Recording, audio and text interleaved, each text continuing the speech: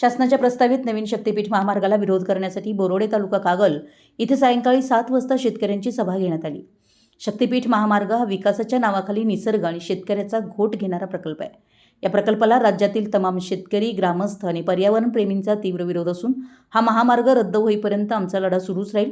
यापूर्वीचा शक्तीपीठ मार्ग बदलून नवीन मार्ग बोरोडे, उंदरवाडी, तुरंबे, मालवे, सरवडे इत्यादी गावातून जाणार आहे। या गावातील शेतकऱ्यांची जमीन अलीकडे चोरीताखाली आली असून त्यांच्या शेतीवर वरवंटा फिरवल्यासारखं होणार आहे। शक्तीपीठ मार्गाचा उद्देश तीर्थक्षेत्र जोडण्यासाठी आहे की सामान्य शेतकऱ्यांचे संसार मोडण्यासाठी आहे, असा सवाल येथील शेतकऱ्यांनी उपस्थित केलाय।